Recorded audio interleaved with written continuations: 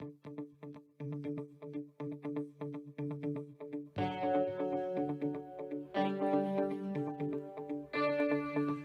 welcome back, everybody.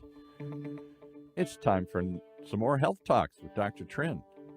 The one show, the only show that shows you a path to a healthier life, one conversation at a time, with the man who's always in conversation with the most interesting people, Dr. Trin. Welcome, sir. Hey, thank you, Paul. Good morning. Good morning, Tom. I Good want to morning. introduce my friend, Tom O'Neill, calling in from the East Coast, actually.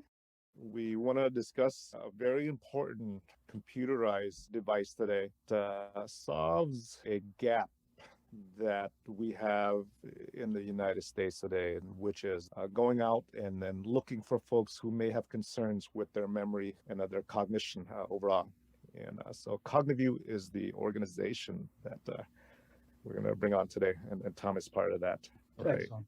Let me see if I I appreciate the welcome. understand this. It's a cognitive testing device, and this is the first one ever, whatever you say, approved or cleared Yeah. by the FDA to test your memory and other Yeah. things? It's a great question, Paul. So there have been a number of cognitive testing tools out there for the last 30 to 40 years, but they've all been paper and pencil type Yeah, tools, things you might have heard of, MoCA or MMSE, those types of things. And they are 30 or 40 years old, and they're very good, and they're used by a lot of clinicians.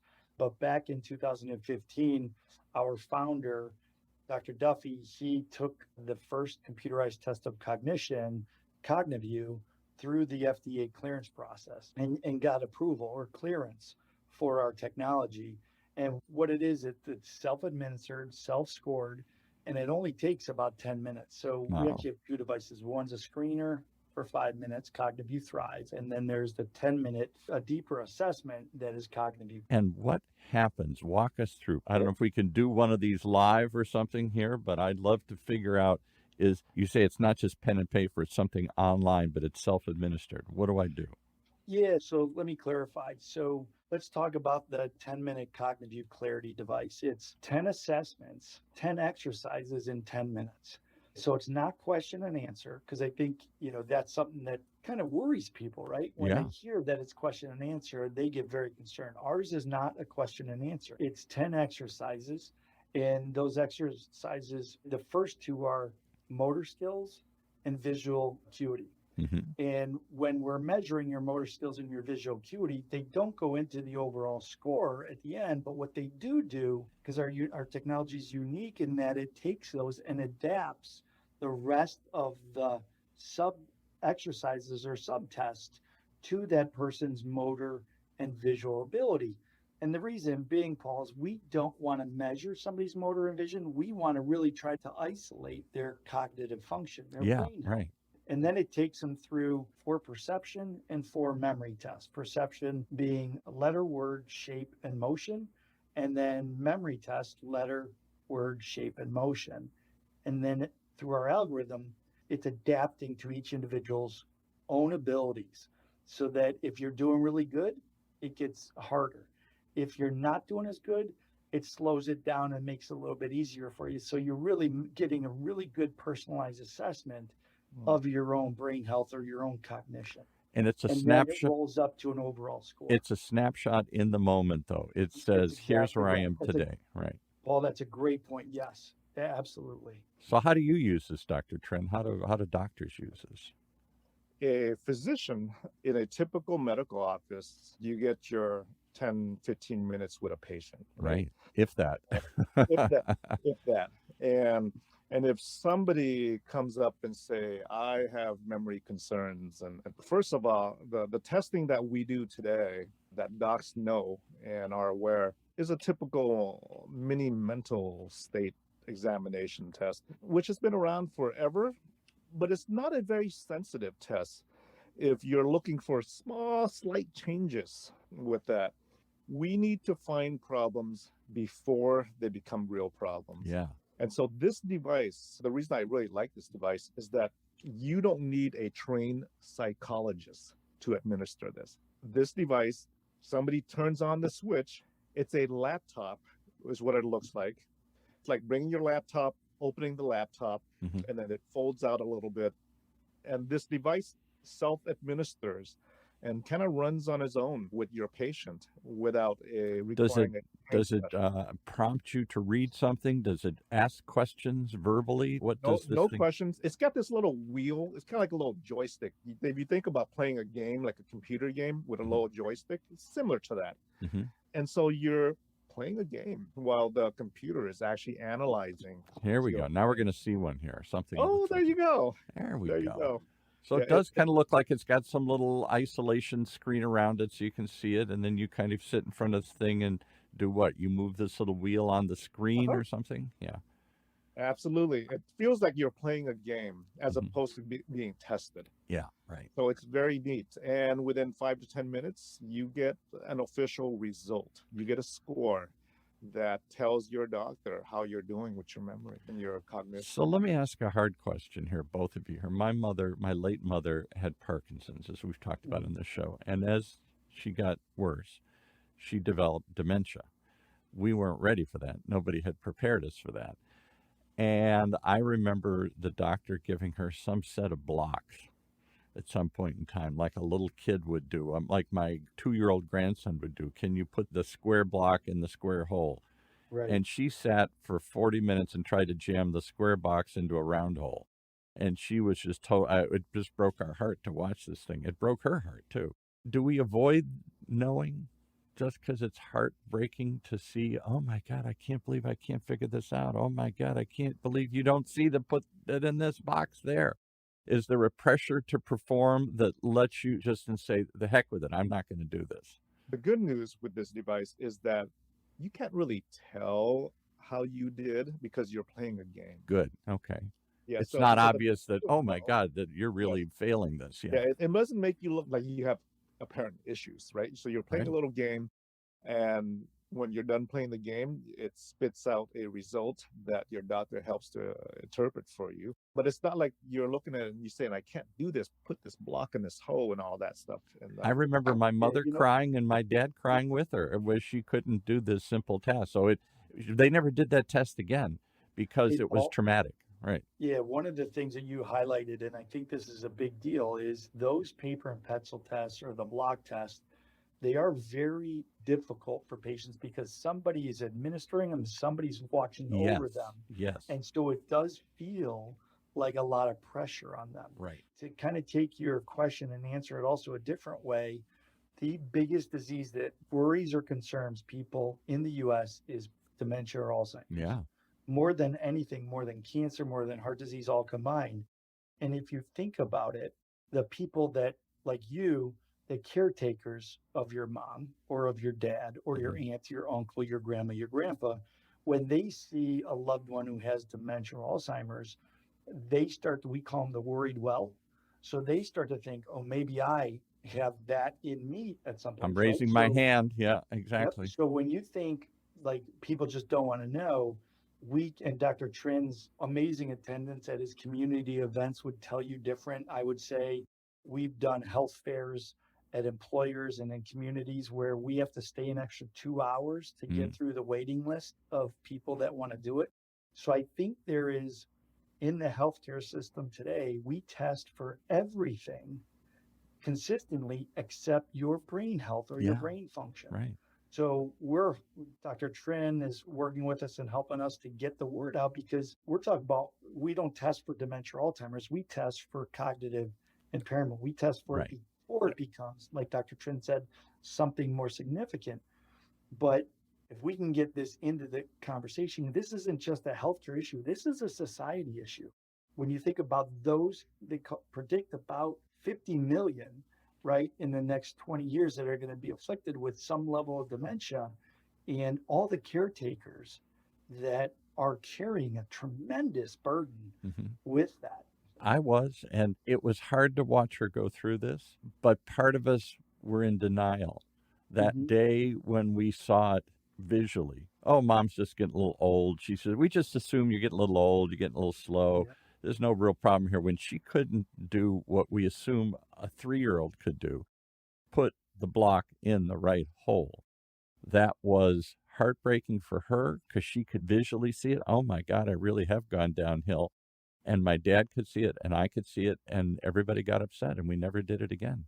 Yeah, I think, and Dr. Trent can definitely speak more to this with regards to his actual patients. But one of the things that we've learned over the years is people that are dealing with any type of cognitive impairment or early signs of dementia, Alzheimer's, get really good at kind of hiding it, right? Yeah. And they hide it because they don't want to lose their independence. Right. They hide it because they don't want to give up their keys or they don't want to go into assisted living. And we really do understand that, but they get to where they also want to stay in their same place because that's the routine. They know when they get up from the bed, they turn right to go to the bathroom, they turn left to go to the kitchen. Right. And we, as the children or the caretakers, many times we don't see it because we may only talk to them on the phone, FaceTime them for 15 minutes. But at the holidays, when we start seeing them for 3, 4, 5 days at a time, we start to recognize something's off about mom or dad, right? Or something's off about grandma and grandpa.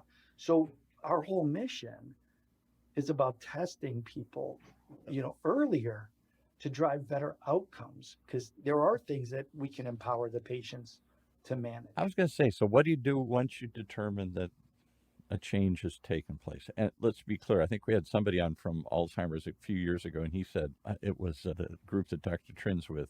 What's the guy's name? Jim McAleer was on. Mm-hmm. And Jim said something I'll never forget, that because we're living longer, something startling, 80% of us or something will have some sort of cognitive decline over time. It's inevitable. Our brains wear out. We used to die at 60. Now we're dying at 90, many of us, or my dad died in his 90s and whatnot. So if that's the case, is this just an inevitable thing that we should just accept and prepare for? Or is there something, Dr. Trin, to do with this data once you determine there's a loss? There is a lot that can be done. And that's one of the barriers of misconception that we need to address, is that memory loss is not a normal process of aging. And because that's what I'm hearing, just accept it. You're all going to live longer. Your brain's going to decline. That's just the way it is. This is exactly why Alzheimer's is the number 3 cause of death in Orange County, because we're not looking, we're not addressing, and we're not being proactive. No. And our mission is to get the word out that there is a lot of things you can do if you detect early problems with your memory. And a lot of these things that you can do does not require a pill. Right. Yes. Recent study just published within the last 2 weeks, showing that it took 2 groups of folks diagnosed with mild cognitive impairment. That's kind of like the pre-Alzheimer's stage, when your symptoms are super mild, but it's not affecting your daily, activities and things of that sort. But you notice I forget, or I misplace things, or I'm not sure how to do something. So they put the first group into a scheduled exercise program where you're working out for half an hour 4 or 5 days a week, and the other group just kind of live life normally. Right. And so they followed these 2 groups for about a year. And if you know anything about mild cognitive impairment, there is a rate of progression over time where your memory declines and you fall into that mild Alzheimer's stage. And so the group that was exercising on a regular basis did not decline at all after a year in their memory. Wow. And so there's, these are examples of things that we can do if we detect potential. How about brain exercises? I periodically see apps on my phone. Hey, play this game and strengthen your mind. Absolutely. I've read that before. If you exercise the body, do you have to exercise the mind? Do you have to do sort of... Absolutely. I was at UC Irvine yesterday hanging out with Professor Craig Stark, and a really good guy. He is an expert in the world of gaming and memory. Oh, we should get him on. Looking at his data. Let's get him on sometime. What a fascinating idea. Yeah. Oh, yeah. Yeah. So I was biological science, right? Building 3 yesterday. And so he has published data, hundreds of patients playing Mario Brother. Remember that game? Yeah. And he jumps over the things. Yep. In all age group, seniors, young folks, but especially the seniors. And they would play Mario Brothers for a few weeks. He would test baseline memory, Hmm. follow-up memory. It made a difference in their cognition. Wow. This is published material. So imagine that, right? Imagine that. Things that you can do, including playing video games Yep. for your memory, but you need to be tested You to need to know know. that there is a problem or an issue. So if you have, I'll ask one more question on this and we'll get back to Tom's device here. But if you see a decline and you start to do brain exercises, you start to do body strengthening, whatnot, you're saying there's some studies that show you can stop the decline or slow the decline. Can you reverse the decline ever? Can you get back to where you were, or is it like when it's lost, it's lost? Well, not every memory loss problem is Alzheimer's related, Yeah. right? So, but you need to first figure out if memory loss is even a problem, which is why you need a device like CogniView Right. that doesn't require a psychologist or an MD to administer it, because there isn't enough psychologists and MDs Or to go shame you into not or taking it shame again. you. Right. Absolutely. And so that's what I love about this device, is that you can have a medical assistant, you can have, Uncle Joe, somebody who's trained to just open it up, turn it on. And the cool thing about this device is that you don't need preparation or pre-training to actually utilize and do the test, because it has a pre-training type video that tells you, what to expect, and, Right. and you get a practice session, things of that sort, right? It's pretty much automated in itself without bias from an interpreter. Talk about that, Tom, because that was a lot of this is subjective. Is Mhm. that normal? Is that not normal? Is that just nervousness? Because my mother got nervous taking tests anyway. She was one of those people. Sure. Anytime you gave her a test, she would fail, even when she was healthy. The pressure of performing suddenly made her do dumb things. And my daughter's kind of like that too. Is that one of the appeals of this? Is that it's not subject to bias of somebody's interpretation?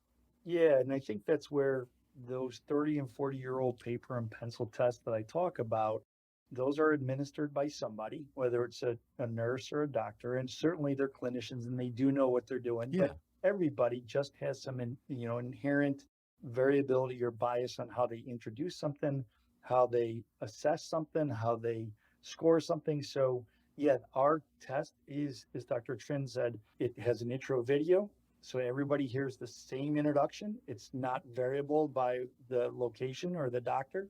It is self-administered, which means they just take it themselves through it, and then it's self-scored. So one of the things, and I'd love to hear Dr. Trin's thought on this, is as you guys were talking about the things you could do, whether it's diet, exercise, lifestyle, sleep disorders, these types of things that all have or can have an impact on cognition. We'll hear regularly from doctors that, oh, they already coach their patients to eat better and to exercise better. And I guess my response to that is, but here you have a report and you have kind of a point of inflection to say, hey, this is happening.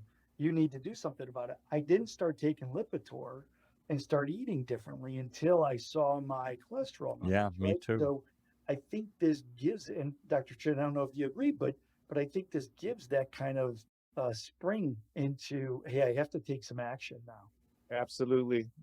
Absolutely. I mean, it takes me 20 seconds to tell somebody to go exercise and watch your diet.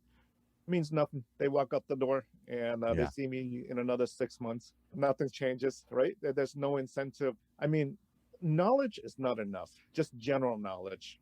You need to actually have the data about what's going on with you with that, because knowledge is free. Anyone can go on YouTube to learn about anything they want, right? And maybe it's just that coming to grips with it, facing it, because we all dismiss it. Oh, I had a bad day. Oh, I'm just tired. Oh, I'm getting a little older. So what? I'll tell you, that's one of the biases. I became very agitated about this as my mother and my late father, I took care of both of them, I'm an only child, fell to me. And my late aunt, as I've talked about here, my mother's sister never got married. So I went through this 3 times, 3 of them declining, 3 of them getting older, 3 of them eventually dying and passing away.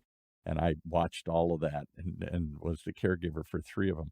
And the one thing that made me crazy was everybody would just say, well, they're old. Right. They're old. Talk about a bias.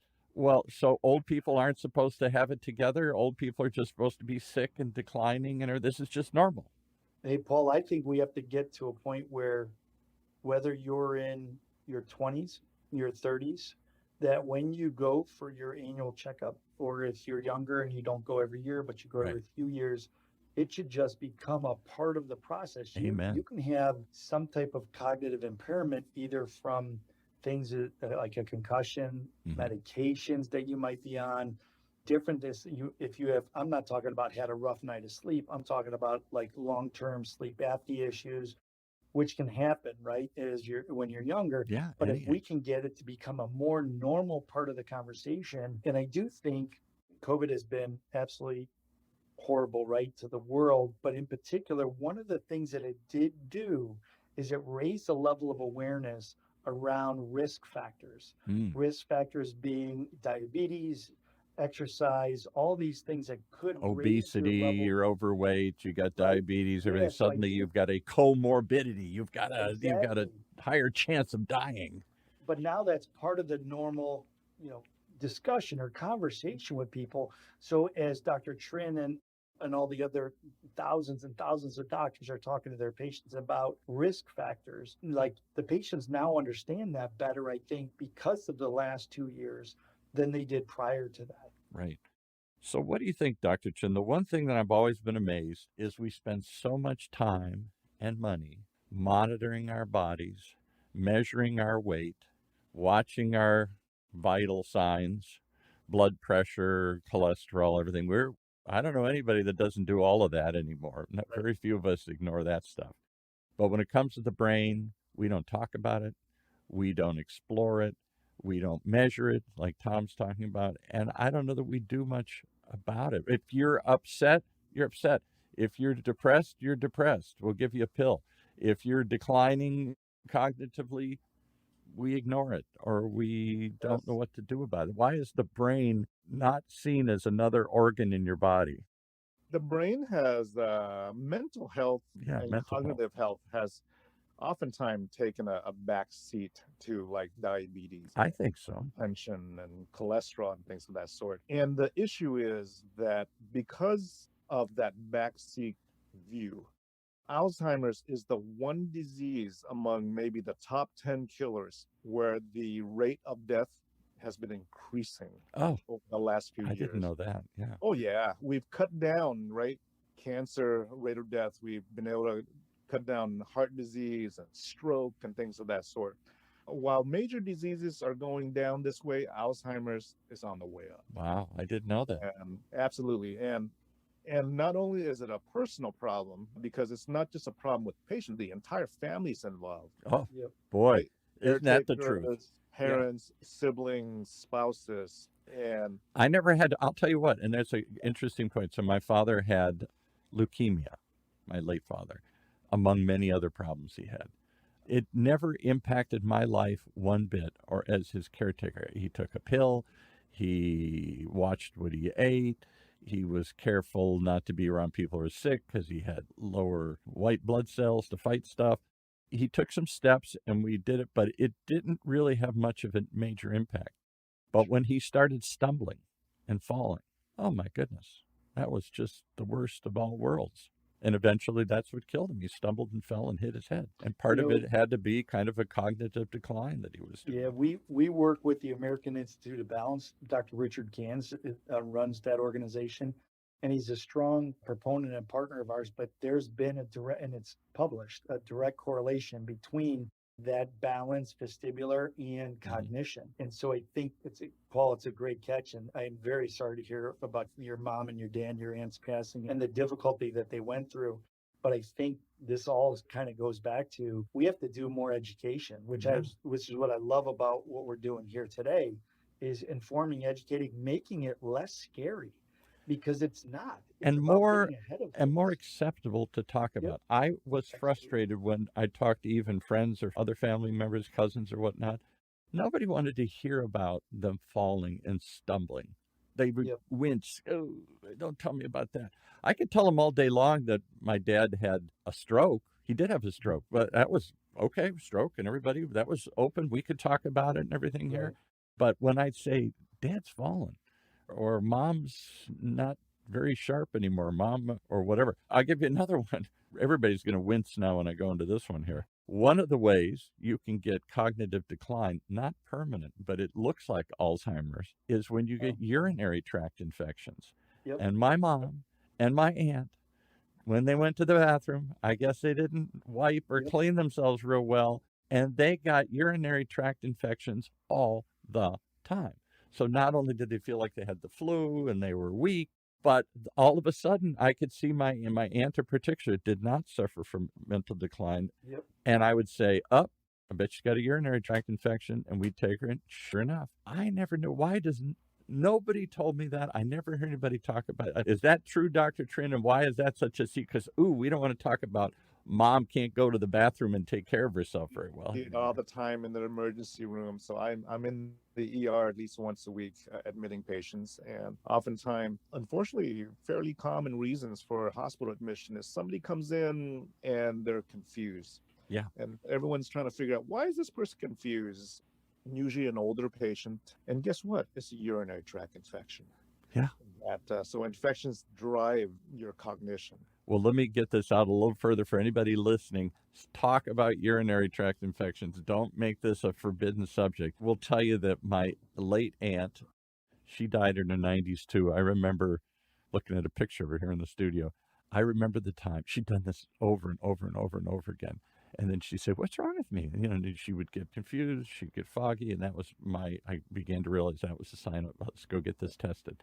And sure enough, there it was. So one time after the 12th visit to emergency rooms over a number of years, it seemed like, I went to the female doctor that was seeing her that day. I said, "What can I do?" She said, "Talk to her." I said, "I can't talk to her about this issue." I said, "Why don't you talk to her about this issue?" So together we went in, and she said, "Well, I've got something we've got to talk about. I know it's a little embarrassing, but can you talk about when you go to the bathroom?" My aunt, who was the sweetest old lady, I never saw anybody get so angry at me and so embarrassed. "We're not talking about this. Absolutely. I'm not 3 years old. I'm not going to discuss how I go to the bathroom here with you or anybody, particularly in front of him, my nephew. We ain't doing this." And it didn't go anywhere. And I tried to press it a couple of times because that was a forbidden subject. And yet that was a real problem in her life. She lived alone. She'd get confused. She'd get frightened. She'd fall. She'd forget to take her pills. I mean, it was a major, major problem, this seemingly insignificant thing. Hey, Paul, just to add on to that, another thing that we've seen is a very strong correlation is hearing. Mm-hmm. And if they lose their hearing, there's a clear ear-brain connection. And it's just as difficult to have that kind of conversation with a parent to say, "Hey, Mom or Dad, I think you need to go to an audiologist to have your hearing checked," because it may be the ear, or it may be the way your brain is processing that sound, especially in complex listening situations like a room full of people or a restaurant. And so that is just as much as, and even more so than a urinary tract infection, something that's more consistent and that you see happening later in life is our hearing loss and people not going for help. And I think the number is like 7 years before somebody will go get hearing aids. And I think some of it is vanity, you name it, and they just don't want to do it. But if you help them understand that this could be or may be causing some of that cognitive decline. So when you guys give talks, you should bring me along because I'm the poster child for all of these things. My mother had Parkinson's. It turned into dementia and then was embarrassed. And the more she got like that, the more she didn't go out in public. My dad didn't want to take her out in public. They were embarrassed. She'd shake. She'd forget. And so the more isolated she became, it was just a death spiral. It really was a death spiral. She just got weaker and weaker and weaker and went downhill, and everything accomplished went with that. Then my aunt didn't have that problem, but she had continual urinary tract infections. And that led to her calling me in the middle of the night. "I'm confused. I'm scared. I don't know where something is. And I'm 2 hours away." When I stood, and she would literally call the police in the middle of the night, and they would break down the door, the fire department, just because she's confused or whatever. I mean, just crazy stuff like that. And then the last one you're talking about is my dad, who didn't suffer from mental decline, didn't have urinary tract infections, but had hearing loss. And he stopped going into public groups, and he stopped going out because couldn't hear everything. And he did I didn't know there's a correlation to him falling. He started falling more and more and more, and in fact fell and hit his head, and that's what eventually killed him. So I've been through all three of these things we've talked about. No issue. My doctor, their doctor, never warned me, hey, your Parkinson's might turn into dementia. Urinary tracts might cause mental cloudiness or confusion, and hearing loss may lead to falling. Nobody told me any of those things. And as I tried to talk about them with my loved ones or their physicians, everybody went, we got bigger issues. I've got a stroke. My aunt had cancer. My mom had something else. Those we talked about and dealt with. These mental health issues were rarely mentioned and not easy subjects to discuss with them or the doctor. For sure. So what's interesting is that in a patient with dementia is driven by the lack of what I call the use of your brain, right? It's kind of like use it or lose it. Right. When we're exercising, right? Our muscles, use it or lose it. Same thing with the brain. When we don't engage our brain, when our brain is not enriched with activities, right? And what I mean by enrichment is all the sensory perceptions that stimulate our brain. Right. Hearing is sensory perception. Vision is sensory perception, right? Taste, smell, touch. And when we lose the sensory stimulation, whether it's hearing, vision, taste, smell, touch, our brain cells aren't being exercised, right? Our brain cells is not being engaged. The brain cells are not talking to one another. And so this is why losing your sensory perception, especially hearing and vision, they're both risk factors for Alzheimer's and for dementia. And so these are fixable things. Yeah, A hearing aid, right? Maybe fixing your cataracts. These are fixable things. And yet we don't make the connection between these sensory perceptions and the risk of Alzheimer's. You've talked about dental disease. Oh my goodness. And how that can lead to infections and it's right next to your brain. And absolutely, you don't think of good teeth as having anything to do with good mental health, but it might. So how would you know you're at risk unless you test? Yeah. So these cognitive devices, right? These 5 to 10 minute tests should be in every audiologist's office, every optometrist's office, where you can make that connection and screen There's folks. A connection I never thought of. Yeah, right. And you screen folks who are at risk, because if you are having problems up here, that's more of an incentive to fix your hearing. That's more incentive to get your glasses, to fix your vision, to get the cataract surgery. Because I can tell you that 90% of the time, hearing aids is driven by wives dragging their husbands into the office saying, he's not listening, he can't hear. Right. And that happens all the time. Absolutely. So we need to screen, we need to look. If we don't look, we can't fix. And so the way you look and screen are these computerized devices that doesn't. So let's come back to let's bring it full circle. CogniView, are you the only ones with something like this out there? Are there lots of people doing stuff like that? There's a few others out there. We're the first FDA cleared technology, and we have a significant amount of clinical data behind us, and we're in a number of studies and continuing to, refine the technology, refine the algorithm. And Dr. Trin is involved in some of that with us too. But I do think it's not a matter of winners and losers with a cognitive testing device. We are such in an early stage of getting this to become a normal part of the conversation. We just want people to drive. We want doctors to do it, but people asking about it so that their doctor, and we think of it, Paul, in two ways. We have CogniView Thrive, which is a 5-minute screening we do sell to and put into audiologists, optometrists, retail pharmacies. That's a screening device that's much more consumer friendly, if you will.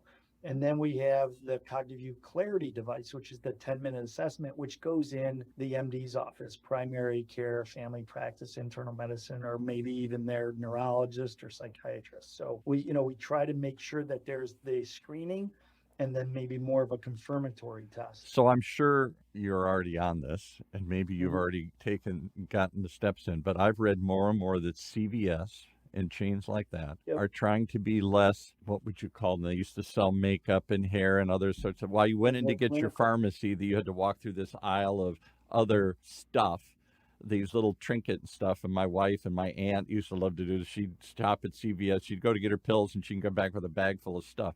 But I've read that the current CEO of CVS, and I may have this wrong, but I think it's a woman, has said, no, we're going to become a health clinic. Yeah. We're going to do more testing. We're going to do more dispensing of COVID shots and other sorts of things, shingle shots and other things here. We're going to eventually try and sell products and services, not just makeup and Yep. candy. And we're working with Rite Aid on a pilot right now with 100 independent pharmacies.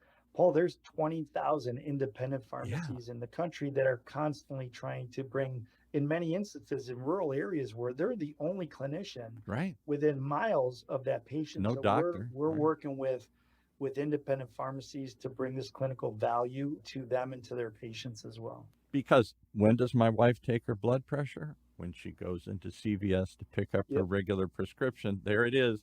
She sticks it in. She won't do it at home, even though we've got the machine.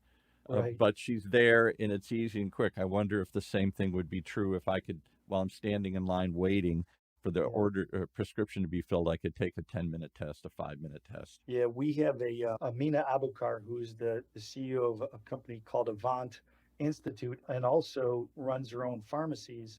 She just got a Davos grant to put CogniView in 27 locations and working with the primary care doc in the market, because that's where I think it's got to go. It can't be just in pharmacies. Yes. It's got to be in conjunction with Dr. Trin, right, in Southern California. It's got to be in conjunction with physicians in the community to really make it stick and make it. So, Dr. Trin, I have been to a million doctors through the years with my mom, with my aunt, with my dad.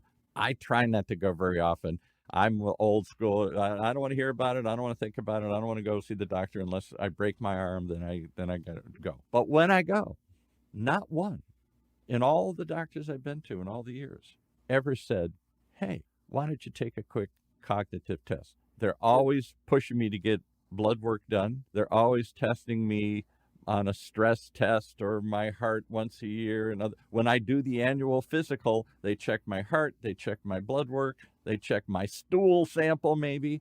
Not one has ever said, let's check your brain. And therefore, Alzheimer's is the number 3 death in Orange County, number 5 or 6 in the nation, and increasing. So there are 3 reasons why. Okay. Number 1, the average primary care doctor spends 7 minutes with you. Exactly. That's based on a national survey. Number 2, many docs also think that memory loss is normal with aging. Yeah. Don't need to worry about that, check that. That's just going to happen, right? Yeah. And number 3, they don't know what to do with the results. And bingo. So you found out. Now what? That was my early question. All right, now we know. Absolutely. So we are tasked with bringing awareness that there is a lot that can be done with the results, and that memory loss is not a normal thing with aging. And CogniView solves a lot of these issues because it's only a 5 or 10 minute screening test that the doctor does not need to do. The medical student or the medical assistant can do that. Yeah, right. Just bring. So I believe that if you're already checking your blood pressure and you're checking your heart rate and the weight of a patient. First 3 things they do: they weigh you, they take your blood pressure, and they check your heart rate. That's just a given. A 5-minute, 10-minute cognitive test should be a vital sign. Yes, right. Because isn't it vital to all the rest of your quality of life and all those other things? Yeah. Yep. Memory testing should be a vital sign, especially if you can do it without the need of a psychologist or neurologist or a doctor in front of you. Should be a vital sign. It could be done by the medical. So, Tom, can I give you a tough question now here? We're at the end of the show here. My late father, I'd love this. Whatever the problem in the world was, I'd say, I wonder why the world's like this. I wonder why the doctors do this. I wonder why everything's like this. He'd say, the answer's money. What was the question? It's money. Why? We're good Irish Catholics. Why don't they let priests get married? It's money. That's all he would say. Everything came down to money for him. So I wonder, and we've talked about this before with telehealth, for example. Part of the reason the doctors are resisting it, do they get paid for this? That time that they administer this or read this, is it worth their time? Is there a compensation? Are they resisting this just because there's no money in it, or are they just not aware of it or know how to use it? Is money part of the problem? I think it is, right? And I think it is so payers like those insurance companies, they, generally speaking, have no issue paying the specialist, the neurologist, the psychologist, No. psychologist, because the neuropsych, because they're the specialist specifically supposed to be doing cognitive testing. Primary care, where Dr. Trent and I believe it should start, it's really dependent. The private payers, it's probably 50-50. Some pay for it, some don't. So I think that is a real barrier or challenge, in addition to what do we do now, Right. perspective of that physician. So do we as customers go in and demand this of our doctors? I want this. What do you mean you don't have it? Do I have to go to another doctor that's more on top of the latest and greatest here? If patients demanded it, would doctors deliver it and then turn around and scream at the insurance company and say, look, I'm getting asked for this all the time here. I can't be sending people somewhere else. Yeah, I think certainly a patient asking for it is a great step. And you got to be your own best advocate, Absolutely. self-advocate. So I absolutely think that needs to happen. What I will tell you is that doctor will probably do a mini cog, which is a 3-minute. And we already know, based on the American Association of Neurology, that that's fraught with human error, bias, and variability. But hey, listen, at least it's something, and it's heading in the right direction. So I certainly want the patients asking about it.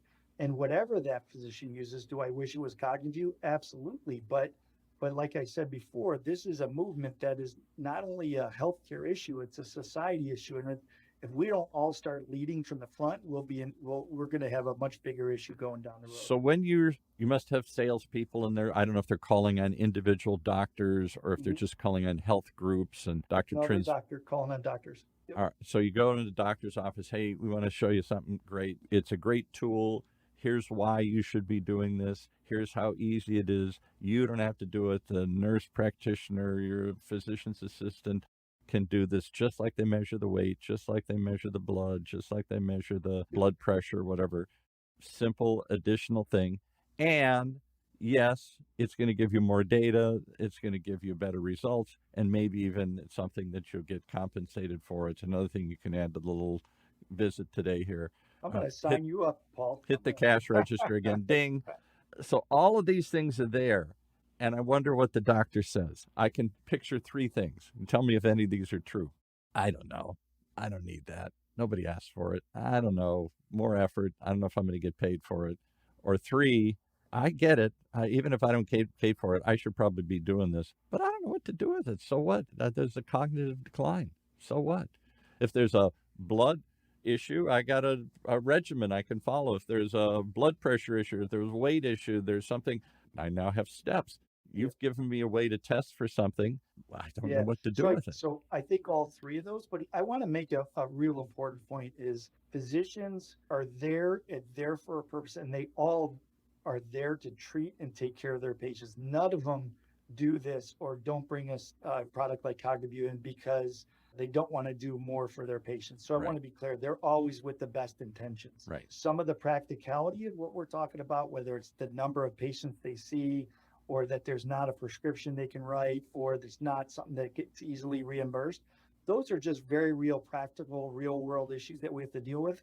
But we're looking to work with those physicians to figure those things out and get those. But I do want to make sure that I'm not here to put down what the physicians do. They make a difference every day in patients' lives. Absolutely. And I don't want to overemphasize it too, but we have a tendency to think that doctors are be turning into assembly lines. And it is a business. I get it. But it can't be just a business. It's a unique business where you're there to help lives. And most of these doctors, we would hope and believe that they went into it to serve and to help. Absolutely. Not just because this is better than opening a car wash, whatever. But I understand that money's part of it. And if it's too time consuming, if they don't get something in return, and if they don't know what to do with the results when they get them, all of those slow down their rate of adoption, even though you can probably convince them it's a good thing. It's not a bad thing. It gives you additional data. And at the end of the day, that's what you need. You're a scientist. You're trying to look at the data and come up with a solution. Absolutely. And it's not the 5 minutes or 10 minutes testing, because let's say the 20 patients are going to see that day, 18 of them, don't score bad. They all do well. Right. It's the 2 that if Dr. Trin's number, which is 7 minutes per patient, if two of them need a 30 or 40-minute consultation after the test, that's where it kind of blows up their day.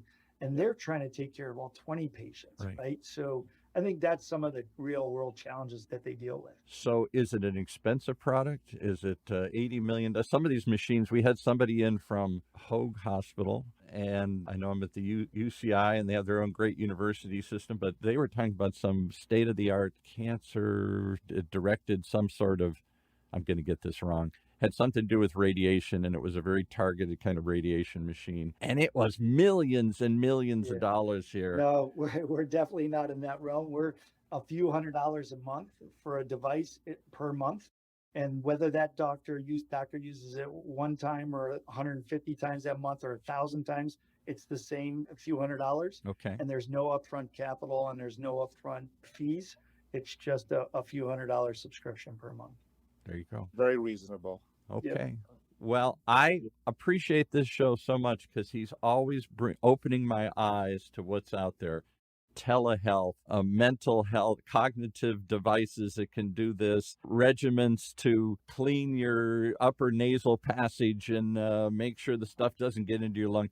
Wild things that I just seem like such obvious ideas, but like all ideas, they take a while to get people. We're all old horses. We only go a certain way at a certain speed. And yeah, I know you can whip me and encourage me, but I'm only going to go so fast, so far. Patients, doctors, all this stuff is slow to adopt. I hope it will open people's eyes to the importance of getting mental health checkups and cognitive tests. And it should eventually become as commonplace as a blood pressure test, I would think. Should be the next vital sign. Next vital sign. I like that. That'll be our goal, the next vital sign. Absolutely. All right, Dr. Trin, take us out. What final thoughts here as we do? Oh, give us the name, the site and everything again here. Give us the company and the site if people want to learn more. Cogniview.com. Spell that for the cognitively impaired, the spelling impaired. COGNIVUE.com. Great site. Folks can always contact me to get more information as well. They know how to contact me on the show. Yeah. And then we will work on getting this device out into the community so that this can become the next vital sign. You know, that would be a fun That's thing. our You do goal. these talks like you just did one this past weekend. You had a couple hundred people show up, as they often do with these things at some church or wherever you give these things. And I wonder if there would be kind of some free demos as part of these talks. Or come up and try this thing, because maybe there's a certain resistance. I don't know. Am I going to like this? Going to hurt? Is it? Am I going to feel uncomfortable? Absolutely. And we did that last Saturday. You did? We had over 50 people signed up to do the Cogniview test. So it was a good event, and we highlighted the need for this test. Well, thanks for the work you do. Tom O'Neill, another good Irishman with a good idea here. Thank you, All right, Dr. guys. Trin. Thank you, Paul. Thanks, Tom. Take See care, you guys guys. later. All right. Thank you.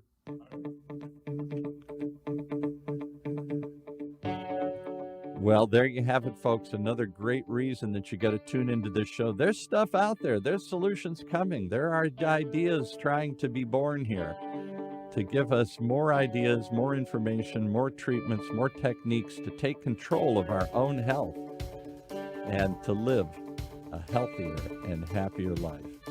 Right here in Orange County's only community radio station, octalkradio.net.